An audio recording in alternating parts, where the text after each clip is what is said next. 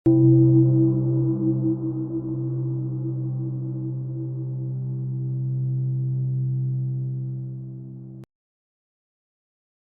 ုယ်စားတက္ကရာ1350ပြည့်နှစ်သာသနာ2532ခုတရင်ကျွလာပြီအဘိဓမ္မာအခါတော်နေ့၌ဟောကြားအပ်သောမေတ္တာဘာဝနာတရားဘုန်းကြီးကနေ့ဟောပြမှာမေတ္တာဘာဝနာပွားများပုံနှစ်နည်းကိုဟောပြပါမယ်။တနည်းကပဋိသင်္ပိဓာမဲ့ပါဠိတော်မှာလာတဲ့ဓိလာဖရဏမေတ္တာလို့ခေါ်တဲ့အယတ်ရှေမျက်နှာဖြန့်ဝေတဲ့မေတ္တာဖြစ်ပါတယ်။တနည်းကမေတ္တာတို့ပရိတ်မှာလာတဲ့မေတ္တာဘာဝနာ7နည်းဖြစ်ပါတယ်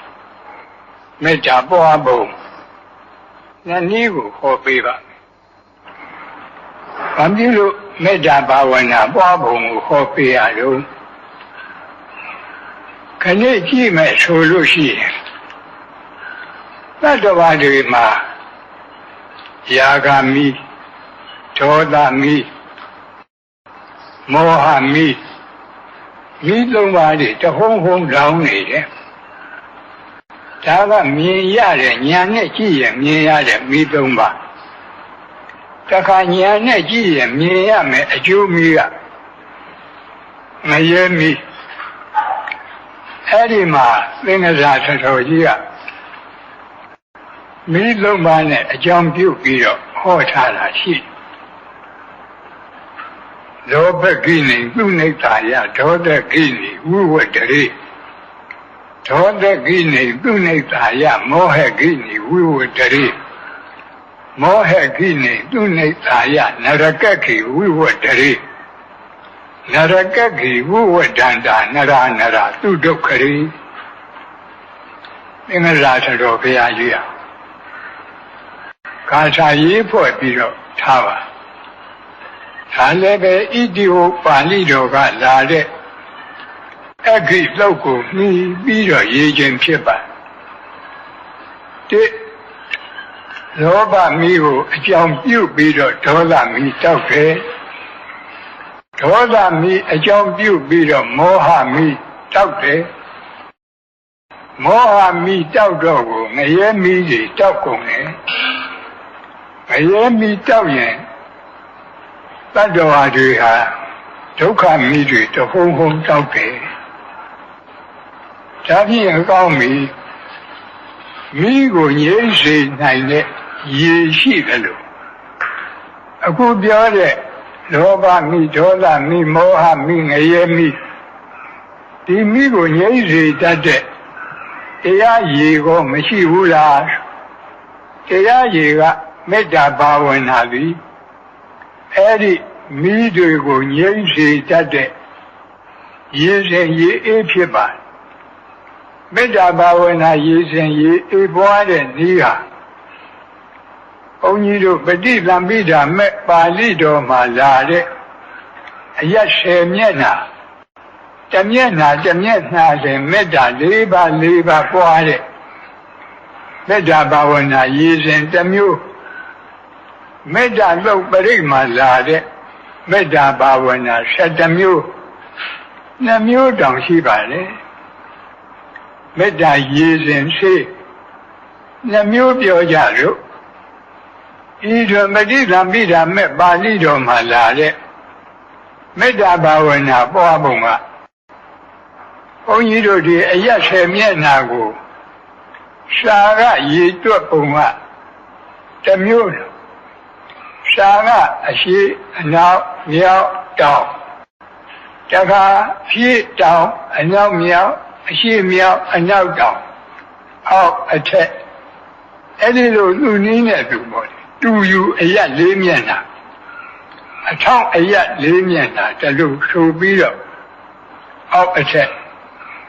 အယတ်ကျကလူတွေမှတ်ဖို့လွယ်တဲ့နည်းကအရှိအယတ် အရှိတောင်အယတောင်အယအနောက်တောင်အယအနောက်မြောက်အယမြောက်အယအရှိမြောက်အယအဲ့ဒီလိုမှတ်ရင်လည်းပဲအယထဲကနီးရပြီးပါဤတွင်ဥပမာအရှိအယဆိုပါဆိုရဲ့ပုရတိမာယဒိသာယတပ်ပိတန္တာအဝေရာဖွန်တုအပြာပိစ္ဆာဖွန်တုအနိကာဖွန်တုဒုက္ခိအတ္တနာပရိဟရန္တုတုလေးချက်ဟာမေတ္တာဘာဝနာပြတယ်အယက်တမျက်နှာအတွက်မေတ္တာ၄ပါးပွားကြရင်ကျန်တဲ့အယက်၉မျက်နှာအတွက်အကုန်လုံးမေတ္တာပွားကြသွားတယ်အဲဒီမှာအရှိအယက်၌ရှိသောအနန္တဆက်ကြဝဠာအနန္တသတ္တဝါမေတ္တာကအပမိညာကမ္မထံခေါ်ပါတယ်သတ္တဝါအပိဉ္ချမထားရသတ္တဝါမနှိုင်းရှင်နိုင်လောက်အောင်များတဲ့အနန္တသတ္တဝါအဲ့ဒီလိုဆက်ကြဝဠာလည်းပဲအရှိဘက်ကအနန္တဆက်ကြဝဠာအနန္တမှာရှိရတဲ့အနန္တသတ္တဝါတွေအာယုံပြုပြီးတော့အဝေရာခွန်တုဆိုတာကဘေးရန်ခတ်သိငြိမ်းကြပါစေတယောက်တယောက်ရန်ပြုလို့တဲ့စေတနာဘုန်းကြီးတို့ရှားအခေါ်ဝေရစေတနာလို့ခေါ်တယ်အဲ့ဒီဝေရစေတနာရန်ပြုလို့တဲ့စေတနာဖြစ်ရင်ဒေါသတွေဖြစ်လာတယ်ဒေါသတွေဖြစ်လာရင်ကိုယ်စိတ်ဆင်းရဲတယ်အဲ့ဒီကိုယ်စိတ်ဆင်းရဲရင်နှလုံးစိတ်ဝမ်းမအေးချမ်းတော့ဘူးနှလုံးစိတ်ဝမ်းပူပန်တယ်အဲ့ဒါကြောင့်ဒီလေးခုကိုတတ်ပြီးတော့အဝေရာဟွန်တုကြည့်ပြီးတော့ဘေးရန်ခတ်သိမ်းငြိမ်းကြပါစေအရာပစ္စာဟွန်တုကြည့်ပြီးတော့ဒေါသခတ်သိမ်းငြိမ်းကြပါစေအနိကာဟွန်တုကိုကြည့်ပြီးတော့ဆင်းရဲခတ်သိမ်းငြိမ်းကြပါစေဒုက္ခိအတ္တနာပရိဟရန္တုကြည့်ပြီးတော့ကိုယ်စိတ်နှလုံးစိတ်ဝမ်းအေးချမ်းရပါစေလို့ဆိုရင်ဗမာနည်းနဲ့ဗမာပွားရင်အနဲ့အတိတ်ပဲမထင်းเสียမရှိဘူးမျက်စိကိုမှိတ်ထား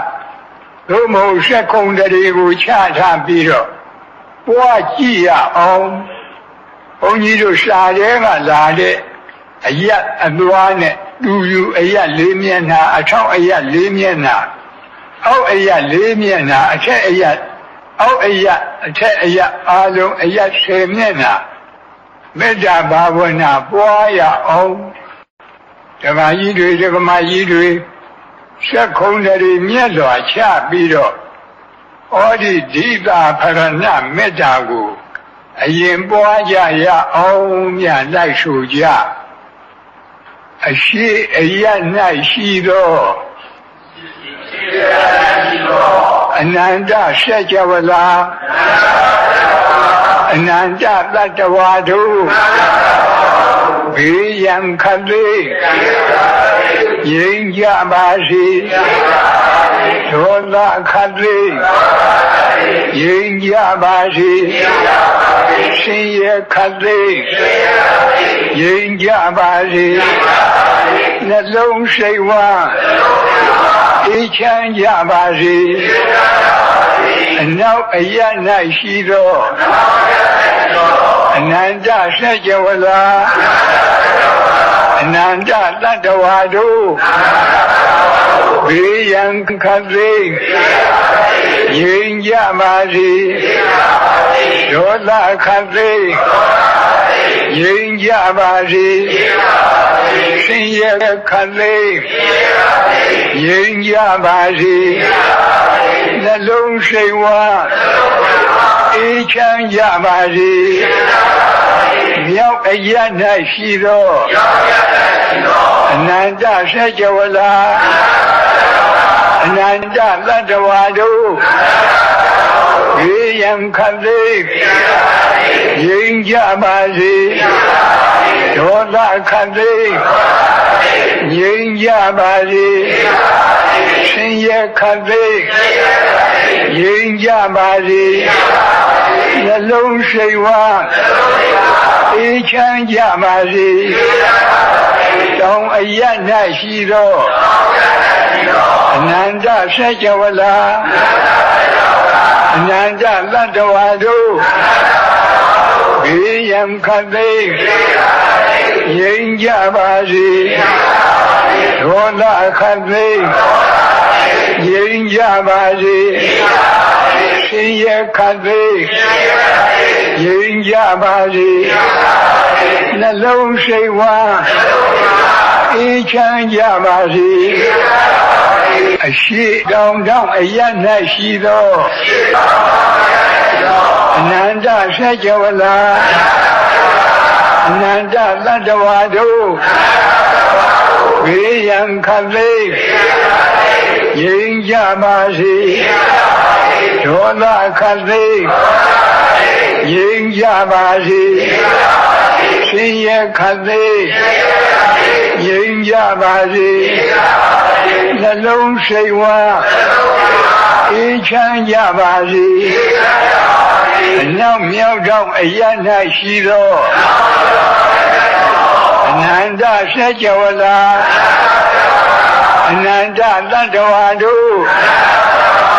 ဘေးရန်ခတ်သိမ်းငြိမ်းကြပါစေဒေါသခတ်သိမ်းငြိမ်းကြပါစေဆင်းရဲခတ်သိမ်းငြိမ်းကြပါစေနှလုံးစိတ်ဝမ်းအေးချမ်းကြပါစေအရှိမြောက်ထောင်အယတ်၌ရှိသောအနန္တဆက်ကြဝဠာအနန္တသတ္တဝါတို့ဘေးရန်ခတ်သိမ်းငြိမ်းကြပါစေဒေါသခတ်သိမ်းငြိမ်းကြပါစေဆင်းရဲခတ်သိမ်းငြိမ်းကြပါစေနှလုံးစိတ်ဝမ်းအေးချမ်းကြပါစေအနောက်တောင်တောင်အယတ်၌ရှိသောအနန္တဆက်ကြဝဠာအနန္တသတ္တဝါတို့ဘေးရန်ခတ်သိမ်း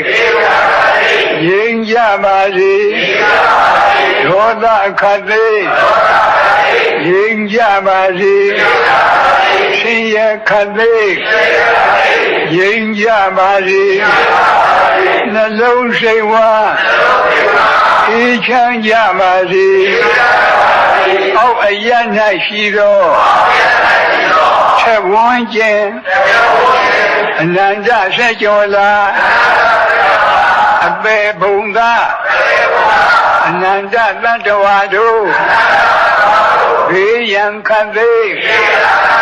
ငြိမ်းကြပါစေဒေါသခတ်သိမ်းငြိမ်းကြပါစေဆင်းရဲခတ်သိမ်းငြိမ်းကြပါစေနှလုံးစိတ်ဝမ်း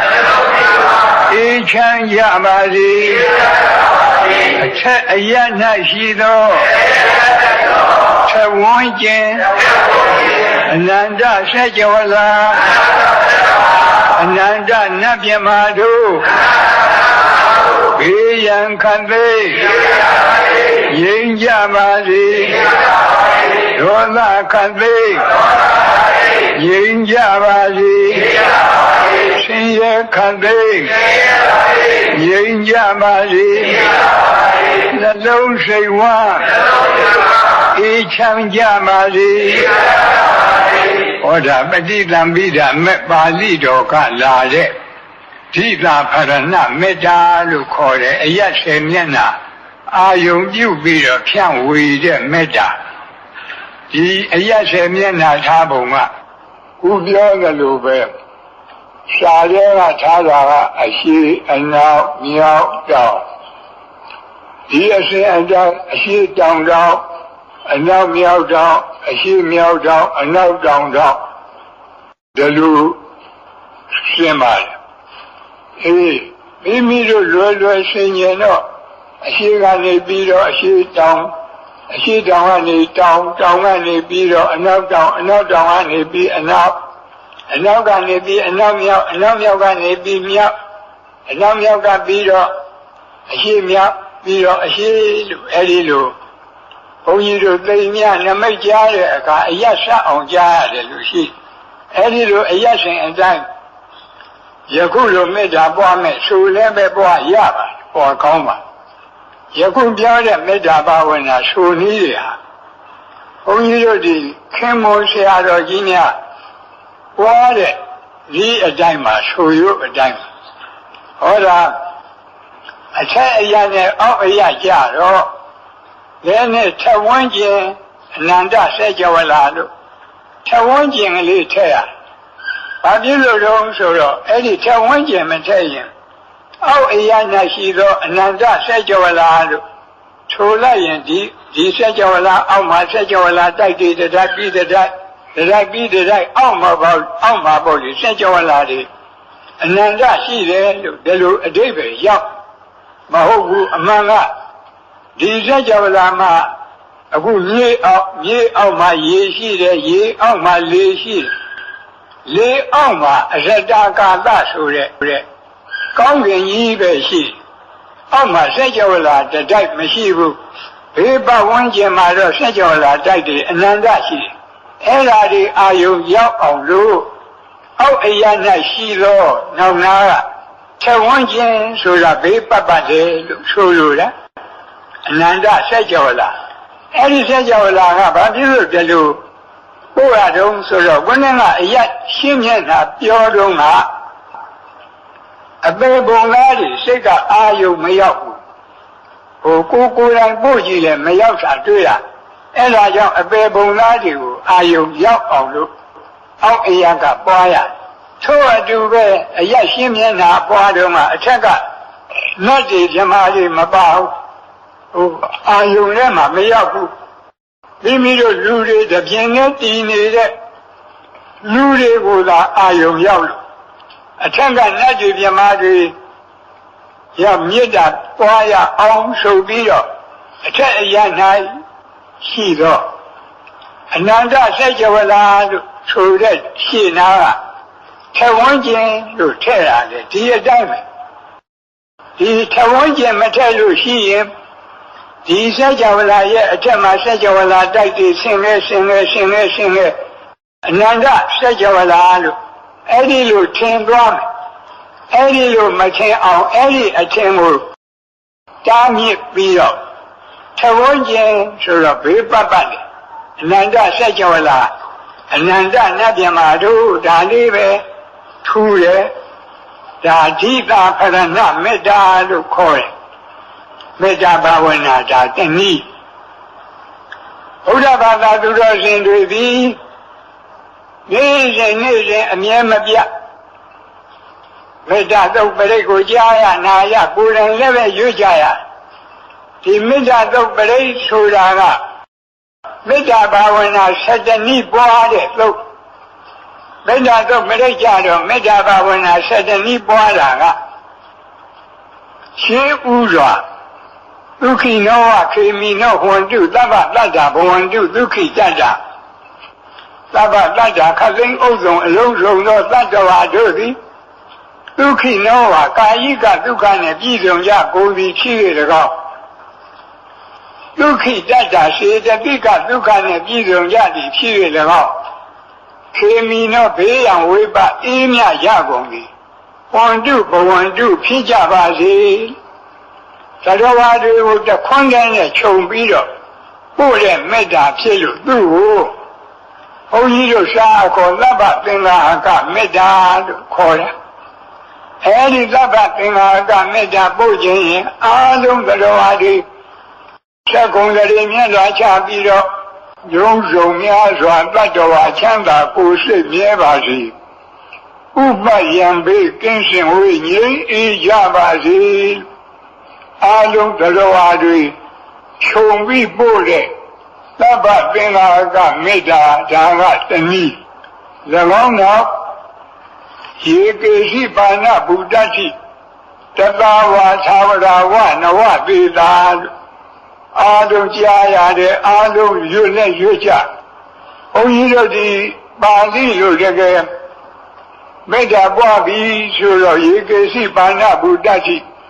တသဝါသာဝရဝအနောဝသေသာသဗ္ဗတတ္တဘဝန္တုဒုက္ခိတတ္တအဲ့ဒီလိုပို့ရပါလေဟိုးနောက်နာမှာသူရဲ့အဖျားသက်ကရှိပါအဲ့ဒါကိုဘုန်းကြီးတို့ဘဂဝါနှစ်ပုံနှစ်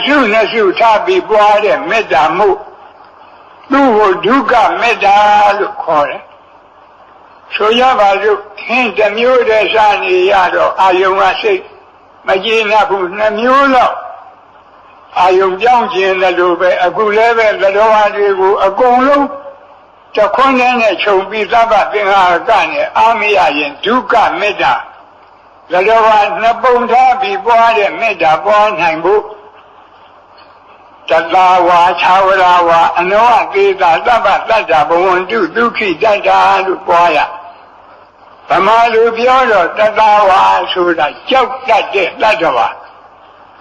ဒေါသကိလေသာမကင်းသေးတဲ့ပုထုရှင်သောတာပန်တဂရကံကိုကြောက်တတ်တဲ့တတ္တဝါလို့ခေါ်တယ်သာဝရဆိုတာမကြောက်တတ်တဲ့တတ္တဝါဒေါသကိလေသာကင်းလို့မကြောက်တတ်တဲ့တတ္တဝါဆိုတာအနာဂံနဲ့ယဟန္တာအဲ့ဒီနှစ်ခုကိုကြောက်တတ်မကြောက်တတ်နှစ်ရများစွာတတ္တဝါချမ်းသာကိုယ်စိတ်မြဲပါစေဥပယံဘေးကင်းစင်ဝေးငြိမ်းအေးကြပါစေဒီလိုပွားရပါတခါသူရဲ့တွဲပဲ့နောက်နာမှာဒိဋ္ဌဝါယေဝအဒိဋ္ဌာဗမာလူပြောရင်မိမိမျက်စိနဲ့မြင်အပ်တဲ့တတ္တဝါတွေဟောဒီဓမ္မယုံကြီးပေါ်မှာဒီအထက်ဒီအဆောက်အအုံထဲမှာရှိနေတဲ့တတ္တဝါတွေဟာမြင်အပ်တဲ့တတ္တဝါဒီအဆောက်အအုံရဲ့ပြင်ဘက်ကအရက်10မျက်နှာရှိတဲ့တတ္တဝါတွေဟာမမြင်အပ်တဲ့တတ္တဝါနှစ်ခုထားပြီးတော့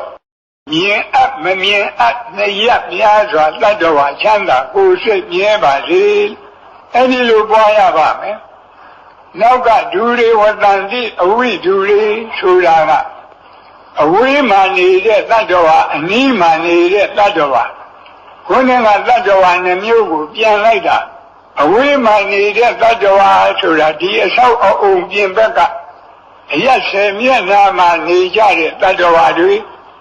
အနီးမှနေတဲ့တတ္တဝါဆိုတာဒီအဆောက်အအုံအတွင်းမှာရှိတဲ့တတ္တဝါတွေအာယုံပြုပြီးတော့ဝေးနေနီးနေနဲ့ထွေများစွာတတ္တဝါချမ်းသာကိုယ်စိတ်မြဲပါစေဒီလိုပွားရပါပြီးတော့နောက်နာမှာဗုဒ္ဓဝသံဃဝေသီဝသဗ္ဗတတ္တဘဝန္တုဒုက္ခိတတ္တဆိုတာဘုဒ္ဓဝါဆိုတာတန်တရားဖြစ်ပြီးပြီနောက်ဖြစ်เสียမရှိတော့တဲ့ဘဝဇတ်ဆုံးတဲ့ယဟန္တာပုဂ္ဂိုလ်တွေ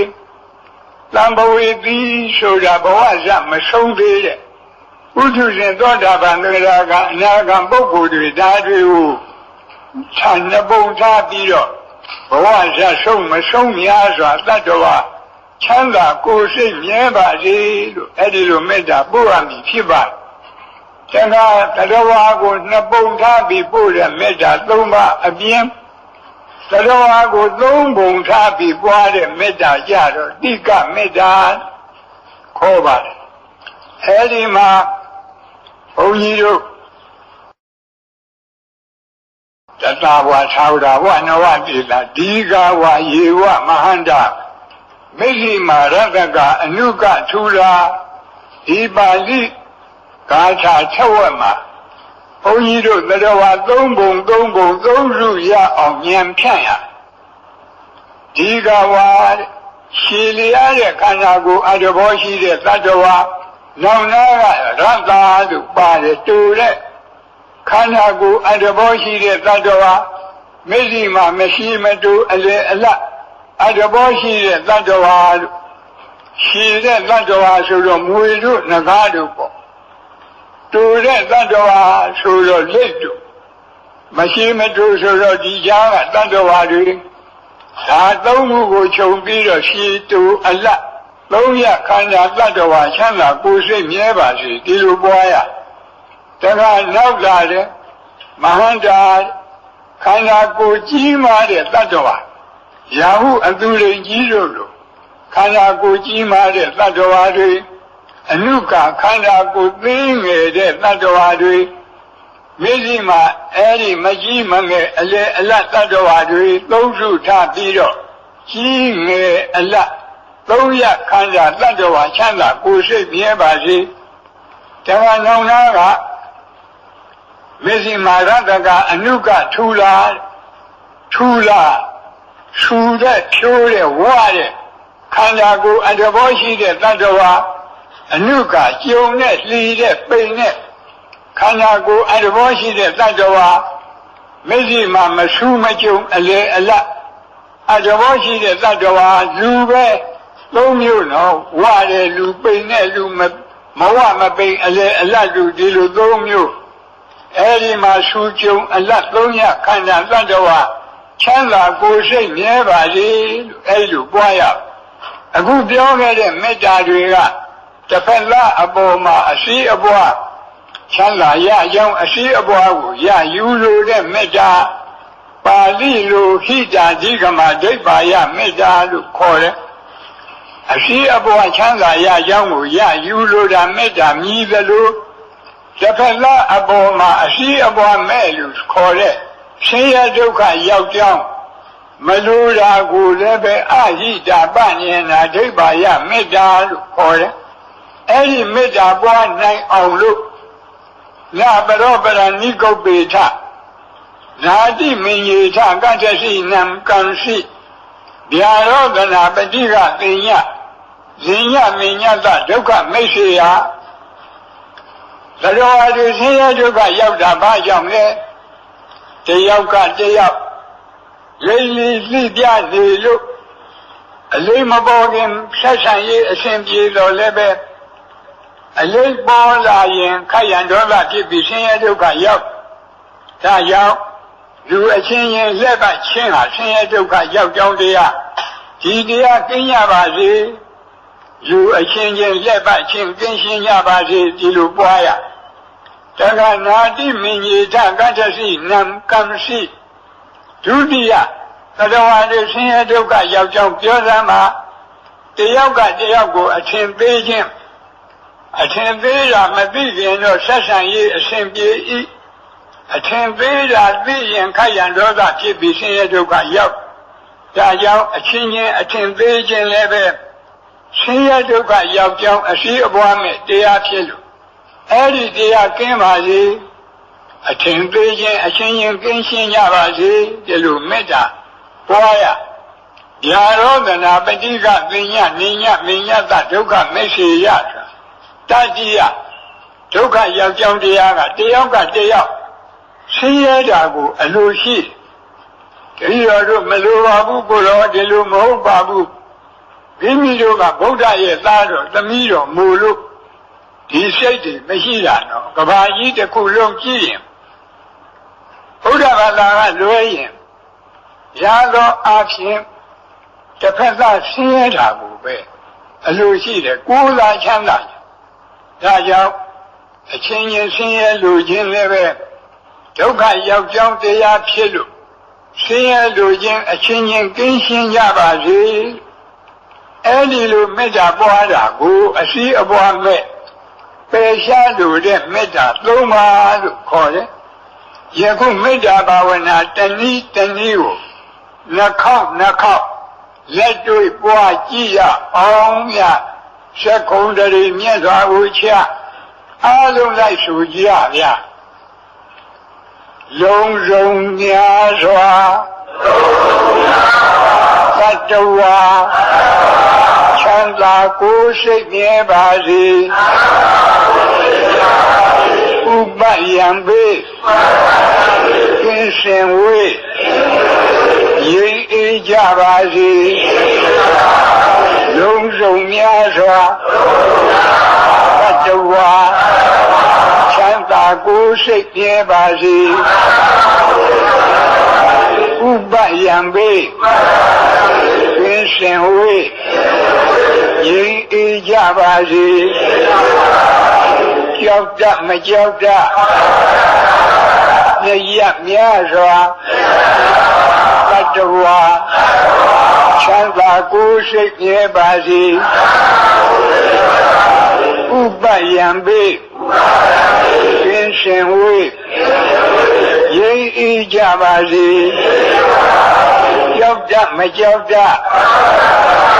နှစ်ရက်များစွာတတ္တဝါချမ်းသာကိုယ်စိတ်မြဲပါစေဥပယံပိသင်ရှင်ဝေရင်းဤကြပါစေမြင်အပ်မမြင်အပ်နှစ်ရက်များစွာတတ္တဝါချမ်းသာကိုယ်စိတ်မြဲပါစေဥပယံပိသင်ရှင်ဝေရင်းဤကြပါစေမြင်အပ်မမြင်အပ်နှစ်ရက်များစွာတတ္တဝါချမ်းသာကိုယ်စိတ်မြဲပါစေဥပယံပိသင်ရှင်ဝေရင်းဤကြပါစေဝိနေနီးနေလက်ထွေများစွာတတ္တဝါချမ်းသာကိုယ်စိတ်မြဲပါစေဥပယံပိသင်ရှင်ဝေရင်းဤကြပါစေဝိနေနီးနေလက်ထွေများစွာတတ္တဝါချမ်းသာကိုယ်စိတ်မြဲပါစေဥပယံပိသင်ရှင်ဝေရင်းဤကြပါစေဘဝဇာဆုံးမဆုံးများစွာတတ္တဝါချမ်းသာကိုယ်စိတ်မြဲပါစေဥပယံပိသင်ရှင်ဝေ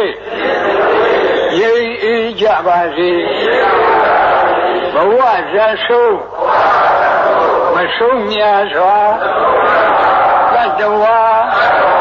ချမ်းသာကိုယ်စိတ်မြဲပါစေဥပယံပိသင်ရှင်ဝေရင်းဤကြပါစေဘဝဇာဆုံးမဆုံးများစွာတတ္တဝါချမ်းသာကိုယ်စိတ်မြဲပါစေဥပယံပိသင်ရှင်ဝေရင်းဤကြပါစေရှိတုအလလုံးရခန္ဓာတတ္တဝါချမ်းသာကိုယ်စိတ်မြဲပါစေဥပယံပိသင်ရှင်ဝေရင်းဤကြပါစေရှိတုအလလုံးရခန္ဓာတတ္တဝါချမ်းသာကိုယ်စိတ်မြဲပါစေဥပယံပိသင်ရှင်ဝေရင်းဤကြပါစေဤငယ်အလလုံးရခန္ဓာတတ္တဝါချမ်းသာကိုယ်စိတ်မြဲပါစေဥပယံပိသင်ရှင်ဝေရင်းဤကြပါစေဤငယ်အလလုံးရခန္ဓာတတ္တဝါချမ်းသာကိုယ်စိတ်မြဲပါစေဥပယံပိ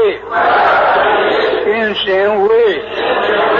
ရင်းဤကြပါစေသူကြုံအလလုံးရခန္ဓာတတ္တဝါချမ်းသာကိုယ်စိတ်မြဲပါစေဥပယံပိသင်ရှင်ဝေရင်းဤကြပါစေသူကြုံအလလုံးရခန္ဓာတတ္တဝါချမ်းသာကိုယ်စိတ်မြဲပါစေဥပယံပိသင်ရှင်ဝေရင်းဤကြပါစေလူ လူအချင်းချင်းလက်ပတ်ချင်းကင်းရှင်းကြပါစေလူအချင်းချင်းလက်ပတ်ချင်းကင်းရှင်းကြပါစေအချင်းသေးချင်းအချင်းချင်းကင်းရှင်းကြပါစေအချင်းသေးချင်းအချင်းချင်းကင်းရှင်းကြပါစေရှင်ရဲ့လူချင်းအချင်းချင်းကင်းရှင်းကြပါစေရှင်ရဲ့လူချင်းအချင်းချင်းကင်းရှင်းကြပါစေဟောဒါမေတ္တာဒုက္ခလာတဲ့မေတ္တာဘာဝနာ7နည်းတနည်းကိုနှစ်ကြိမ်မိမိတို့ပွားပြီးအားလုံးမေတ္တာဘာဝနာပွား၍လောဘမိဒေါသမိမောဟမိငရဲမိတိရစ္ဆာန်ပြိတ္တာအတုရကအပေမိကိုငြိမ့်သက်နိုင်ပါတယ်လို့ဆိုတဲ့တရားတော်အရာလောဘဒေါသမောဟအပေကြီးဟူသောမိ၄ပါးကိုဤမေတ္တာဘာဝနာ2နည်းဖြင့်ငြိမ့်သက်၍ငြိမ့်အေဒုက္ခစငြိမ့်အေတဲ့ကိုဖြစ်ကြပါစေလို့ဆုမွန်ကောင်းလဲတောင်းဤအားလုံးလည်းပဲဆုတောင်းရအောင်ဘုန်းကြီးရှိကဆုတောင်းပေးမယ်ဤသို့လည်းနေ့စဉ်ငါဘာလို့ဂရုဓမ္မအိဋ္ဌသီလဆောက်တည်ရခြင်းသီလကောင်းမှုကုသိုလ်ကံစေရနာမေတ္တာဘာဝနာနှလုံးကျင့်သုံးရခြင်းဘာဝနာကောင်းမှုကုသိုလ်ကံစေရနာနေ့စဉ်ဆွမ်းအင်ရှိသမျှဒါနကောင်းမှုပြုရခြင်းဒါနမယကောင်းမှုကုသိုလ်ကံစေရနာဤသို့ပေါင်းအပ်ဤသို့ပွားအပ်မြတ်တဲ့ကောင်းမှုကုသိုလ်ကံအယယတို့ကြောင့်ဒုက္ခခတ်သိမ်းချုပ်ပြငြိမ်းဇတ်သိမ်းပြီးနိဗ္ဗာန်ဆိုတဲ့ဒုက္ခခတ်သိမ်းလို့ချုပ်ရပြရငြိမ်းရတန်တရားဇတ်သိမ်းရနိဗ္ဗာန်တရားတော်မြတ်ကိုမပင်မပန်းချမ်းသာတဲ့ကုသိုလ်အကျင့်ပฏิပတ်လင်းမြန်သောဝိပဿနာအသိဉာဏ်ရည်တံအပ်သောမဉ္ဇဉ်လေးရတုဖြင့်အရဟတဖို့ပေါ့ကိုယ်စီကိုငါမျက်မှောက်ပြုနိုင်ကြသည်ဖြစ်ပါစေကုန်သတည်းအရဟတဖို့ပေါ့နိဗ္ဗာန်ကိုမျက်မှောက်ပြုရသောထိုနောက်ဆုံးဘဝပရိနိဗ္ဗာန်သုတိဤနောက်ကာလ၌ကာမရူပအရူပတိဟုသောဘဝ၃ပါးဘုံ၃ပါးတို့တွင်ဘယ်ဘုံဘယ်ဘဝ၌မှယုံနာနှဖြခန္ဓာ၅ပါးဒုက္ခသစ္စာဝိမိစာတရားတို့တဖန်အသစ်မဖြစ်ခြင်းတည်းဟုသောအနုပါဒနိရောဓအနုပါဒပရိနိဗ္ဗာန်ကိုယ်စီဆံရပါစေကုန်သတည်းအနုပါဒပရိနိဗ္ဗာန်ကိုယ်စီဆံရသဖြင့်ကာမဝကိလေသာဝဝိပါကဝတိဟုသောဝဒုက္ခခတ်သိမ်းသံဃာမိကြောင့်မိစယံကြီးအပြည့်တိုင်ငြိမ်းကြပါစေကုန်သတည်း